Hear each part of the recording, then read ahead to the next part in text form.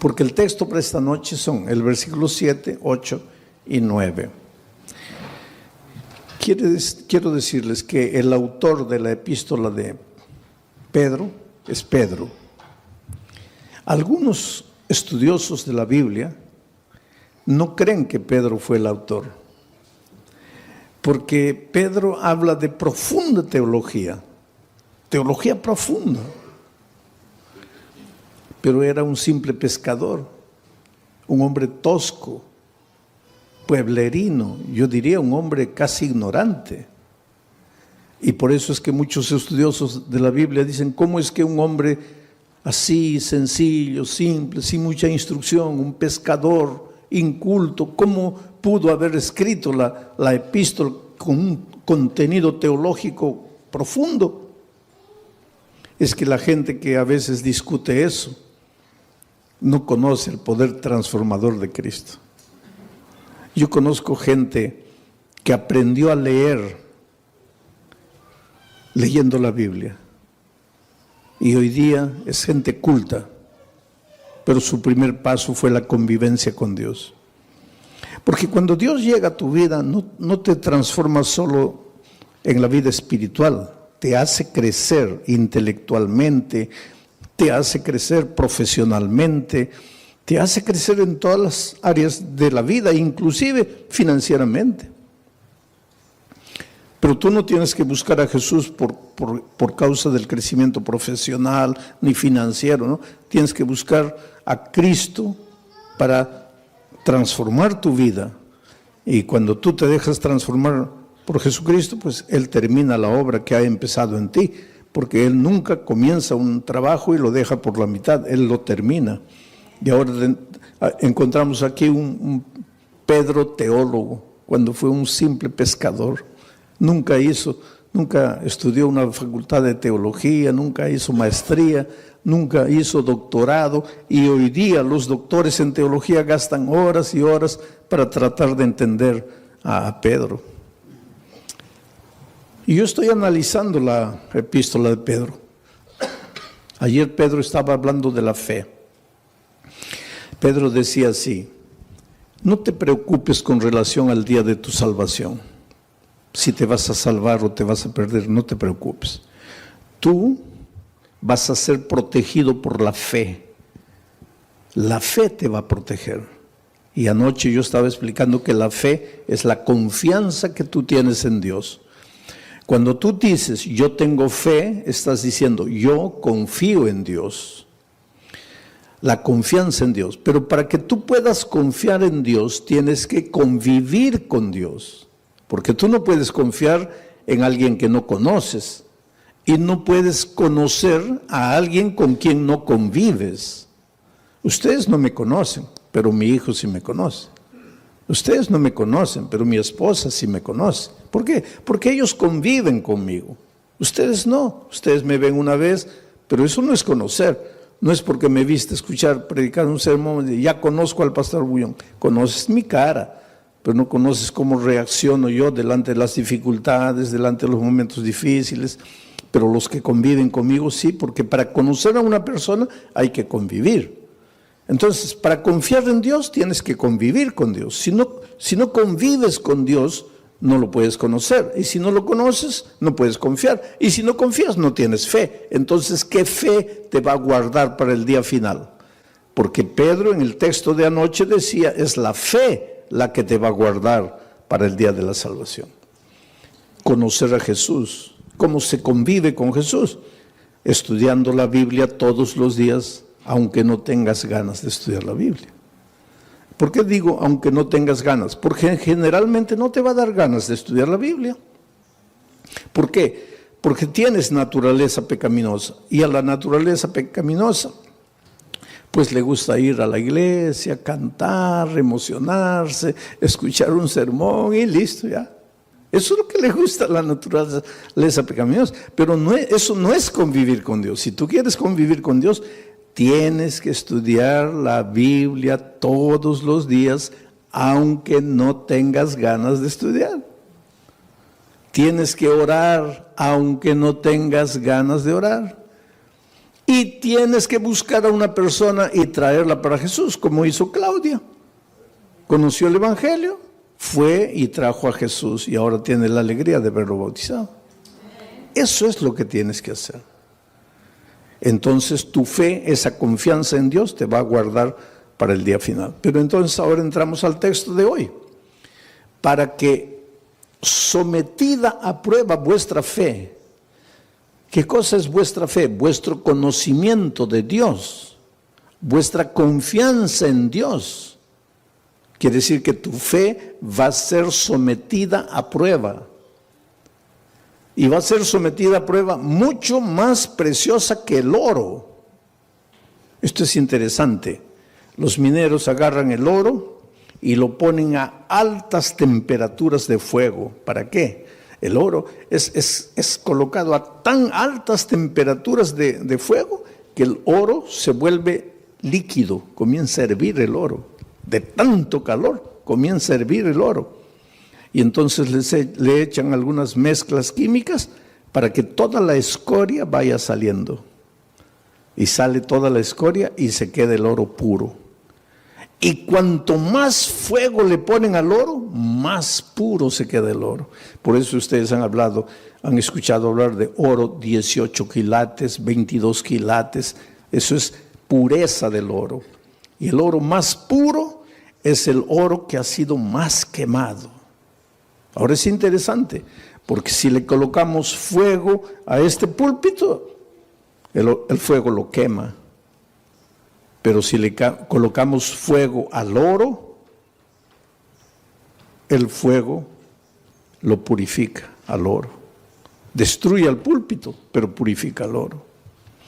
Ahora dice el texto bíblico de Pedro que el fuego es la prueba, son las pruebas de la vida. Dios manda, no voy a decir manda, Dios permite que las pruebas lleguen a tu vida.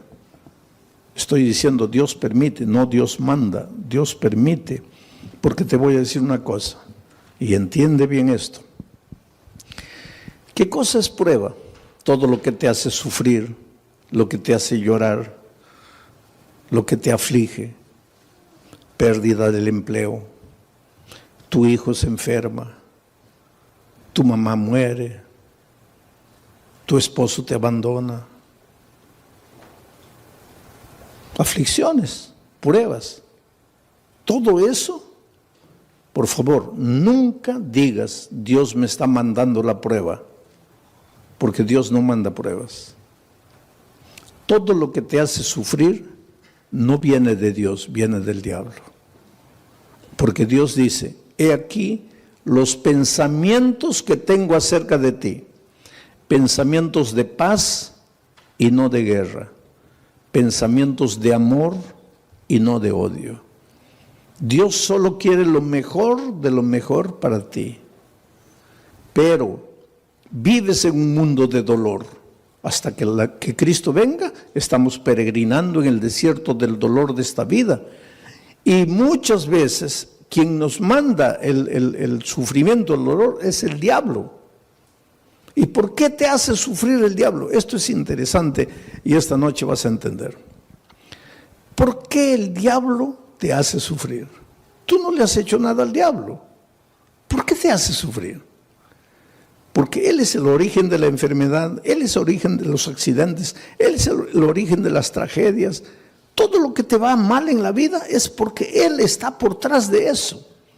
Pero ¿por qué te hace sufrir si tú no le has hecho nada al diablo? Ahora te voy a explicar. Es que el enemigo del diablo no eres tú, es Jesús. Él quiere derrotar a Jesús. ¿Te acuerdas en el cielo? El diablo se levantó queriendo usurpar el lugar de Jesús. Hubo una pelea en el cielo, dice Apocalipsis, hubo una batalla, el diablo perdió y fue expulsado del cielo. Pero cuando el diablo salió del cielo, déjame imaginar esta escena. El diablo estaba saliendo y miró y le dijo a Jesús, está bien, me venciste una vez, pero la pelea no está acabada. Me venciste ahora, pero ya vas a ver cuando nos encontremos por segunda vez. y fue expulsado. Entonces, cuando Jesús nació en esta tierra, cuando vino a salvarnos del pecado, Jesús era un nené indefenso. Y el diablo dijo, ahora sí, no lo pude derrotar en el cielo, pero ahora como un niño yo lo agarro y lo mato. Y miren lo que el diablo hizo. ¿Vino a matarlo personalmente? No, porque el diablo es cobarde. El diablo nunca muestra la cara. ¿Qué hizo el diablo para matar a Jesús?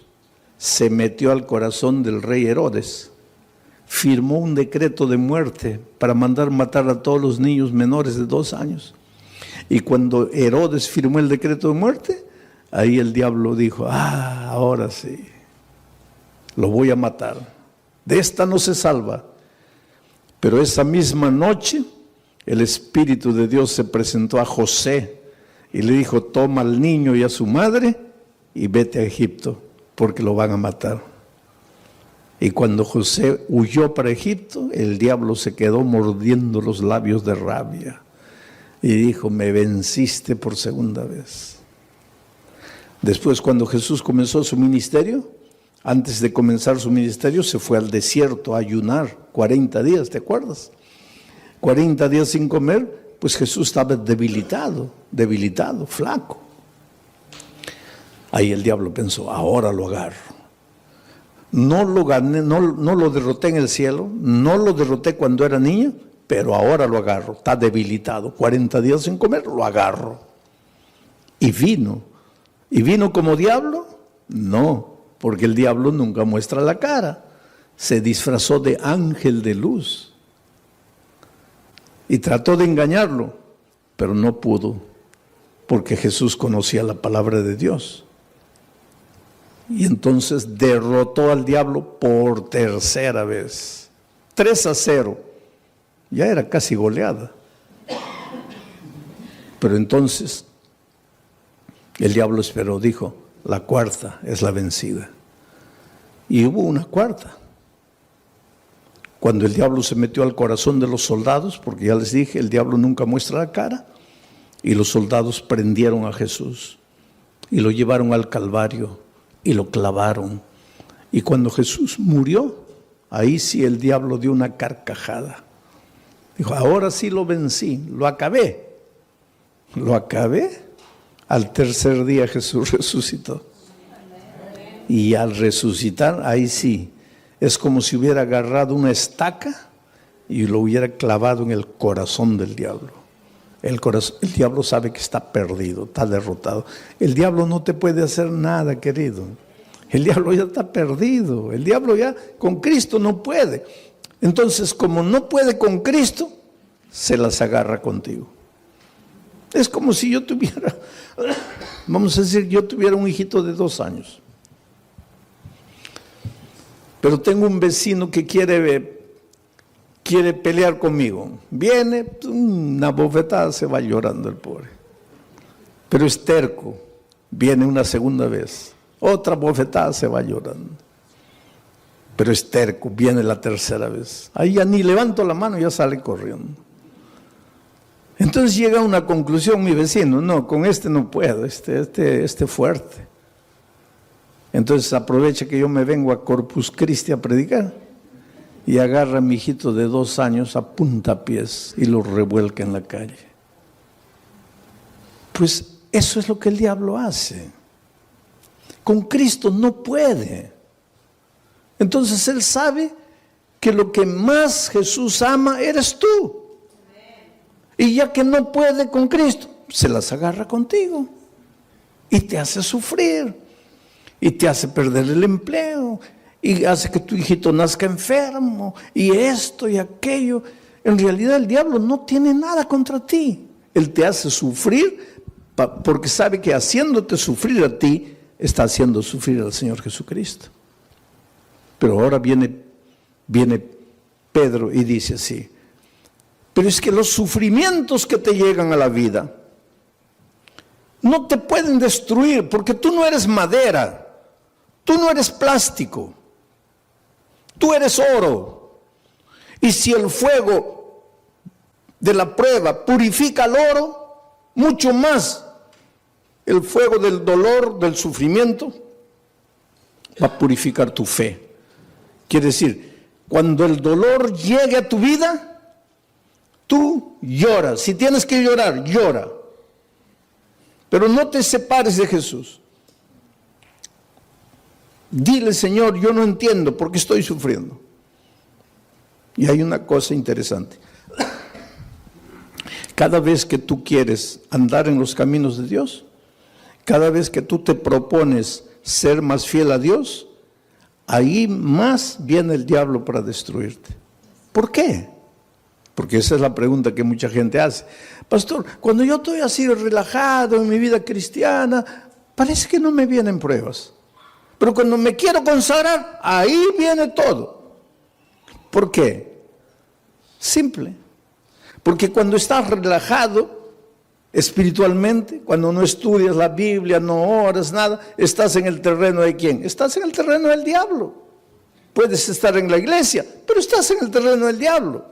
¿Y para qué el diablo te va a molestar si estás perdido con él? Ya pues te deja tranquilo.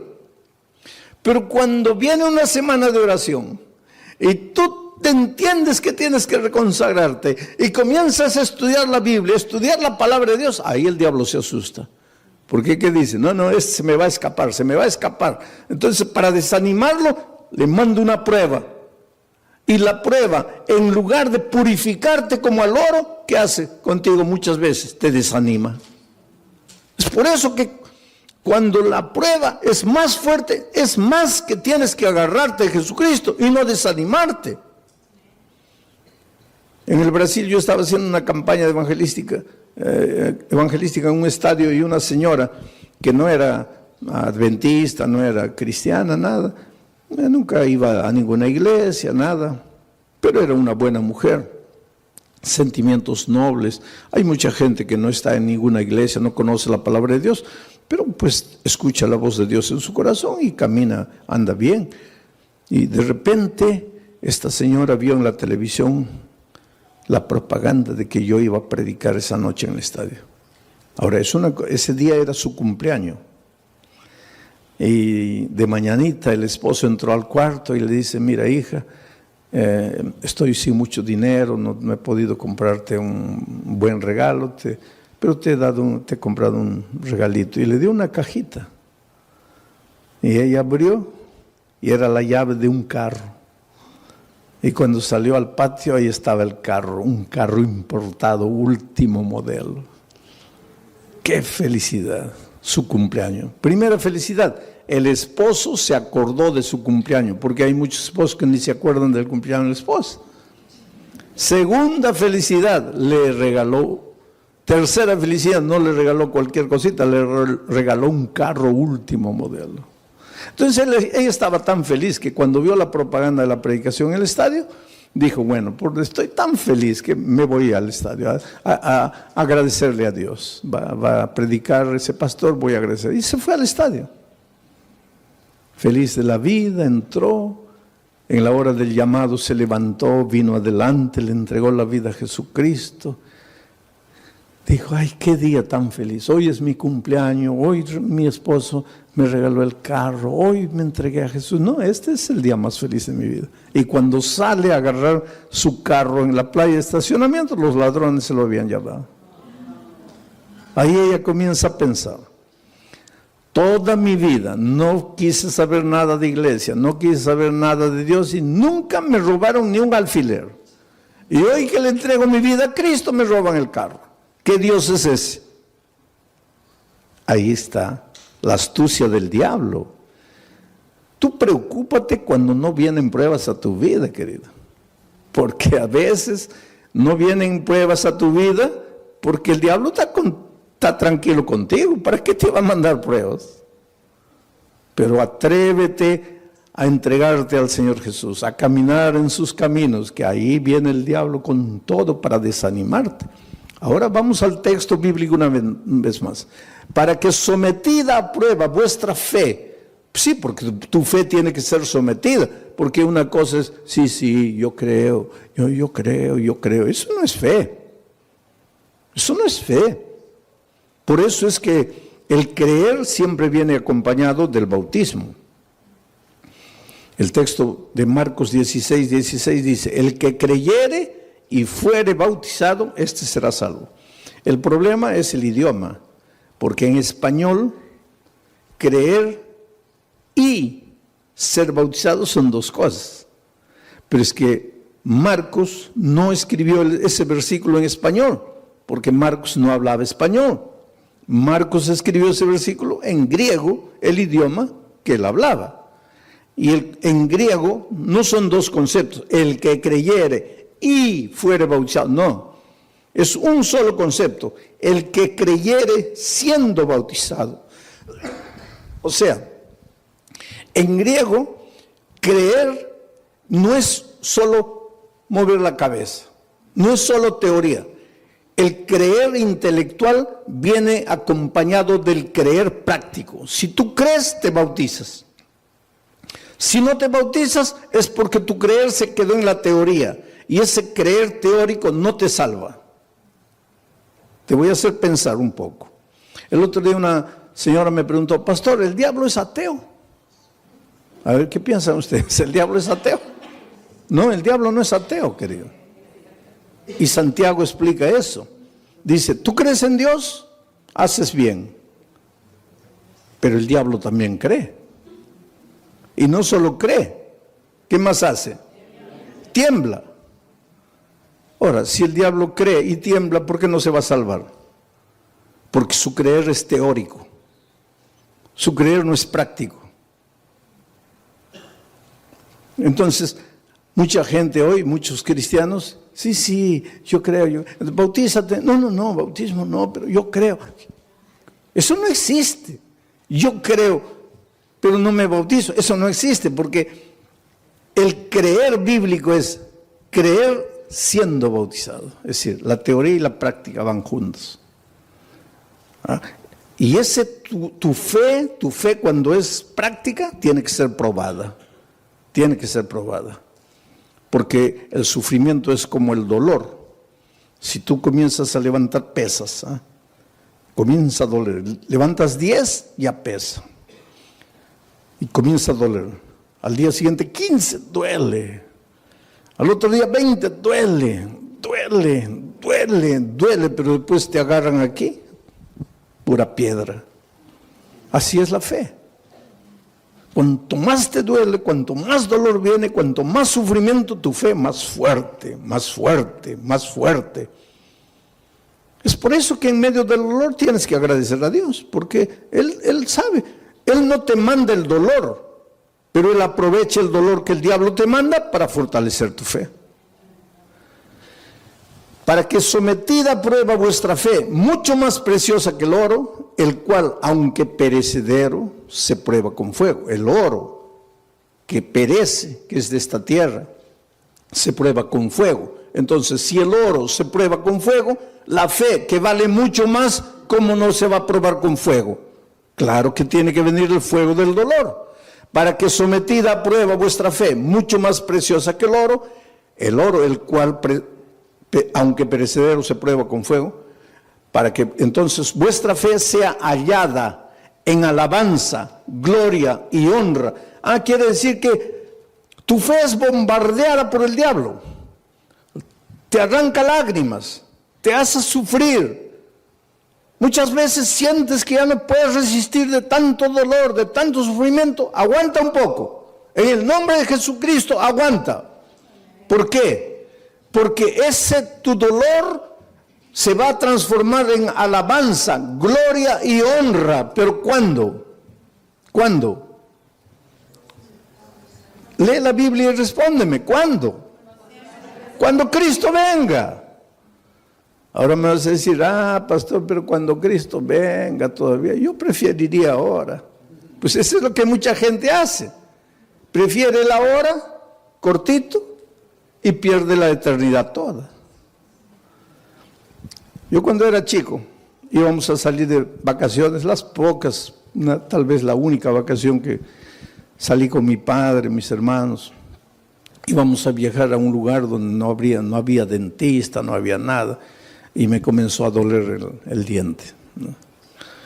Y mi padre me dice, mira, antes de salir vamos a arrancar el diente. Yo soy de aquellos tiempos en que dolía el diente, arrancaba, ¿no? Hoy día no, eso es un crimen. El diente te duele, hay que restaurarlo. Pero yo soy de los tiempos, dolía, arranca, dolía, arranca. Había muchachitos de 20 años que ya no tenían un diente todo arrancado porque comenzaba a doler, arrancaban. ¿Cómo ha progresado la odontología también? Hoy día es un asesinato arrancar un diente. Pero pues mi padre me dice, oye, vamos a arrancar el diente porque... No, pero me va a doler. ¿Cuánto te va a doler? Te va a doler un día. Pero vas a disfrutar de las vacaciones. No. Oye, vamos a ir a un lugar donde no hay dentista. Vamos a arrancar el diente. No, que no. Fuimos de vacaciones. Y el dolor aumentó, y aumentó, y aumentó. Se me arruinaron las vacaciones. Todo el mes llorando, dolor. Y ahí mi padre me decía, ahí. Yo no te dije, mejor sufre un día y disfrutas de 30 días de alegría. Ahora, tú preferiste el día de gozo y 30 días de sufrimiento. Entonces la vida cristiana es igualita, querido. En este mundo vas a encontrar dificultades, especialmente si quieres seguir a Jesucristo, porque el diablo es astuto. Tú tienes un buen empleo, pero ahora descubres que el sábado es el día santo del Señor y quieres guardar el sábado, ya vienen los problemas. Pero hay una cosa, no te desanimes. El diablo te puede hacer sufrir un día, 2 días, 3 días, pero hay un tercer día. Cuando Cristo murió en la cruz del Calvario, el diablo dio la carcajada y dijo, ahora sí lo vencí, se acabó. Al siguiente día el diablo seguía dando la carcajada, lo vencí, lo maté. Al tercer día amaneció dando la carcajada y de repente la carcajada del diablo paró en seco, porque la tierra se abrió y Cristo resucitó. El diablo se puede reír de ti hoy, se puede reír de ti mañana, pero al tercer día va a tener que tragar la carcajada, porque Dios puede permitir que el diablo te haga sufrir un día, 2 días, 3 días, pero llega el momento en que Dios te va a devolver todo lo que el diablo te quitó. Así fue con Job. Le quitó la hacienda, le quitó los hijos, le quitó el dinero, le quitó todo, la esposa prácticamente, le quitó todo. Pero cuando llegó el momento, Dios le devolvió todo. Y se lo devolvió en doble, el doble de hacienda, el doble de dinero, el doble de camellos, el doble de ganado, el doble de hijos. Lo único que no le devolvió en doble fue la mujer. Pero todo lo demás le devolvió en doble. Dios es grande, querido. Cuando venga el dolor a tu vida, no te preocupes. ¿Por qué sufro? Dios me ha abandonado, Dios me ha dejado. No, querido, Dios no te ha dejado. Dios no te ha abandonado. Él tiene un plan para ti. ¿Y sabes por qué muchas veces permite que el dolor llegue a tu vida? Porque es la única manera de purificarte a ti mismo. A veces es en el dolor que aprendes a ser paciente. En el sufrimiento, en las lágrimas, aprendes a depender de Dios. Y esta vida cristiana es dependencia de Dios. Y esa disciplina de aprender a depender de Dios, muchas veces solo con el dolor. Vamos a seguir leyendo. El siguiente versículo. Versículo 8. ¿A quién amáis? Está hablando de quién, de Jesucristo, porque dice que vuestra fe va a ser recompensada con gloria, honra, alegría, cuando Jesús venga. Cuando Jesús venga, Jesús a quien amáis sin haberle visto, en quien creyendo, aunque ahora no lo veáis, os alegráis con gozo inefable y glorioso. Mira, a quien amáis sin haberle visto. ¿Tú vives con Jesús hoy? Sí, pero no como los discípulos que pudieron verlo. Por eso Jesús le dijo a los discípulos, bienaventurados los ojos de ustedes que pueden ver lo que los profetas quisieron ver y no pudieron. Estaba hablando del mismo. Los profetas siguieron a Jesús solo por la fe. Nosotros hoy también lo seguimos solo por la fe, pero los discípulos tuvieron un privilegio único. Ellos lo vieron físicamente. Pero aunque nosotros no podamos verlo físicamente, igual podemos verlo a través del estudio de la Biblia, de la oración y trayendo una persona para Cristo. Estamos conviviendo con Jesús. Pero aquí el asunto es, ¿quién escribe este? A quien amáis sin haberle visto. ¿Quién escribe este versículo? Pedro. ¿Y Pedro lo vio? ¿Y lo amó? ¿Y por qué lo traicionó? ¿Ustedes se acuerdan que después de la traición Jesús ya había resucitado y los discípulos estaban en la playa? Y el pobre Pedro, cuando Jesús apareció en la playa, estaba mirando para otro lado, avergonzado. Ay, ¿qué me va a decir? Que lo he traicionado, porque después de la crucifixión ya no lo vio. Ahí se encontraron en la playa con Jesús resucitado. Y Jesús apareció y Pedro, ay, Señor, en algún momento me va a llamar aparte, me va a dar una bronca porque lo traicioné. Y efectivamente, en un momento, Pedro se acercó. Jesús se acercó y Pedro dijo, ahora viene la paliza. Y Jesús le hizo una pregunta, Pedro, ¿me amas? La última cosa que Pedro imaginaba era esa pregunta. ¿Me amas? Sí, Señor. No, Pedro. No, ¿cómo sí, Señor? Te estoy preguntando si me amas. Sí, Señor. No, calma. ¿Por qué tanta prisa? No me has entendido. Te estoy preguntando si me amas. Y ahí él se dio cuenta de por qué Jesús le preguntaba eso. Y comenzó a llorar. Y dijo, Señor, yo sé, tú sabes todas las cosas. Tú no tienes ninguna razón para creer que yo te amo. Te he fallado. Pero me das la oportunidad de amarte. Y Jesús le dijo, claro que sí. Y todavía te voy a confiar una misión, predicar el Evangelio. Y algunos días después, Pedro se levanta para predicar un sermón y bautiza a 3,000 personas. La pregunta esta noche es, ¿tú quieres resistir en la prueba? Cuando el dolor venga, ¿no quieres traicionar al Maestro? Entonces la pregunta es, ¿tú amas al Señor Jesús? Porque Pedro después de haber pasado todo eso dice, a quien amáis sin haberle visto. ¿Por qué dice a quien amáis sin haberle visto? Porque él sí lo había visto. En quien creyendo, aunque ahora no le veáis, os alegráis con gozo inefable y glorioso. Lo que Pedro está diciendo es, tú aunque no lo veas físicamente, lo puedes amar. Y Pedro cuando se levantó, se arrepintió y le dijo a Jesús que lo amaba. Dice la tradición, la Biblia no dice eso, pero la tradición dice que él fue crucificado. Y cuando lo iban a crucificar, él dijo, no soy digno de ser crucificado como mi Maestro. Crucifíquenme de cabeza para abajo. Y lo crucificaron de cabeza para abajo. No hay prueba bíblica para decir eso, pero la tradición dice, sea como fuere, sabemos una cosa.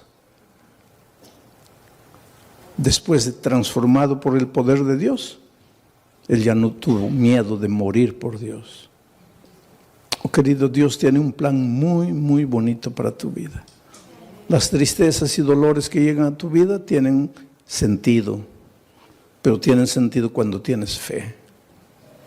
Hace muchos años atrás, en la ciudad de San Pablo, los jóvenes de una iglesia fueron a participar de un congreso en el sur del país. 40 jóvenes, miembros del coro de la iglesia. Y el sábado en la noche, terminado el congreso, regresaban para San Pablo. Y el ómnibus se chocó. Sabe que los jóvenes venían cantando himnos, los himnos del coro. Venían cantando en el ómnibus y el ómnibus se chocó contra un camión cargado de fierro de construcción. Y el fierro los atravesó. Así los hizo como los peruanos me van a entender, como anticuchos, ¿no? Los atravesó. 22 jóvenes murieron. Al día siguiente los periódicos publicaron una noticia. Y un periódico atrevido publicó así: ¿dónde estaba Dios cuando sus hijos cantaban?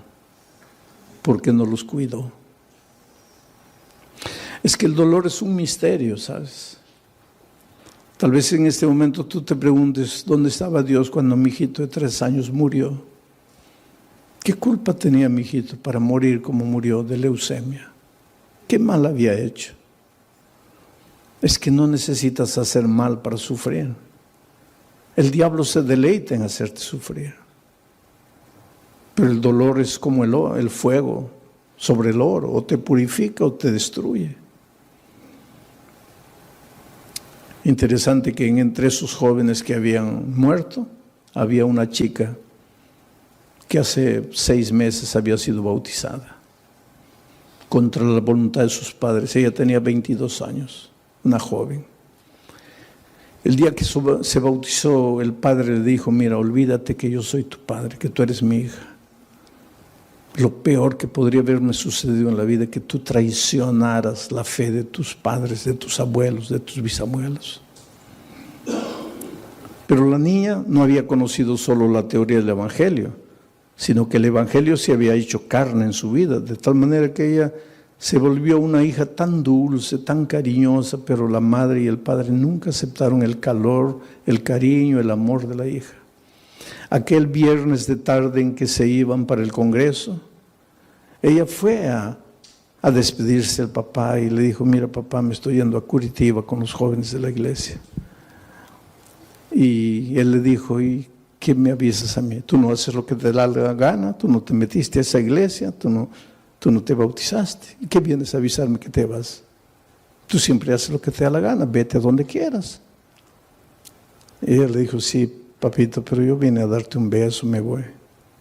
Y cuando se acercó para besarlo, el padre retiró el rostro y dijo: no quiero nada de ti. Y en el camino de vuelta, la niña muere. ¿Sabes que los hijos de Dios también morimos en accidentes? Entonces, cuando te pasa un accidente, no digo: ¿dónde estaba Dios? Dios está en el mismo lugar. Jesús dijo que cuando la lluvia cae, moja a los justos y a los injustos. Y cuando el sol sale, alumbra a los justos y a los injustos. Estamos en un mundo de dolor. Ese padre hizo tanto escándalo en la iglesia, ¿sabes? El día del sepultamiento, 22 cajones estaban ahí.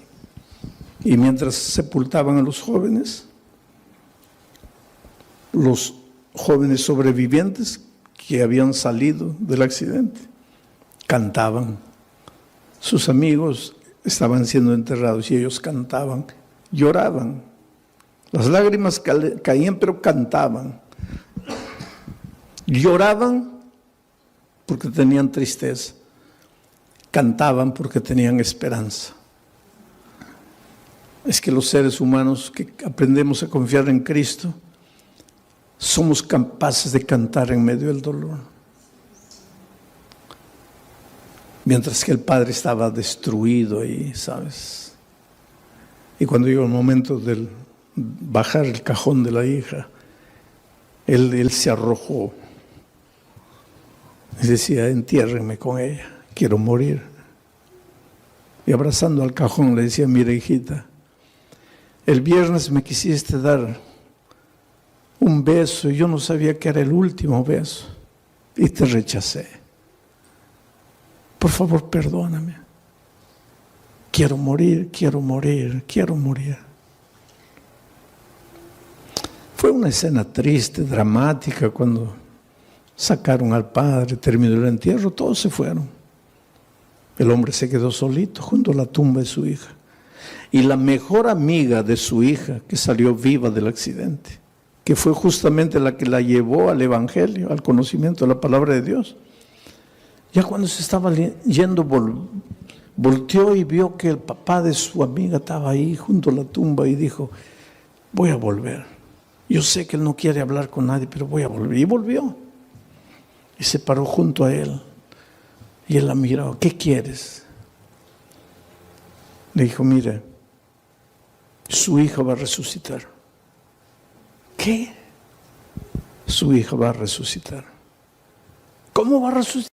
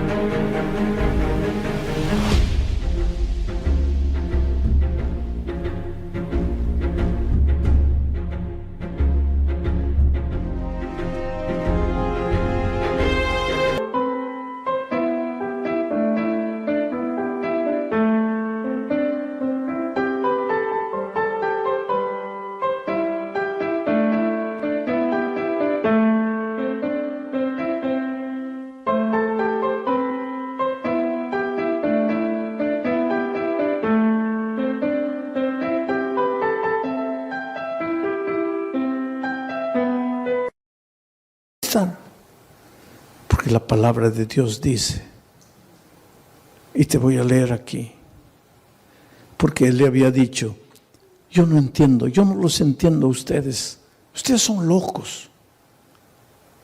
Yo estoy aquí destrozado, mi hija muerta, y ustedes cantando, ustedes son locos, ustedes no tienen sentimiento. Y pues la chica le dice, sí señor, pero usted se dio cuenta que nosotros no solo cantábamos, también llorábamos.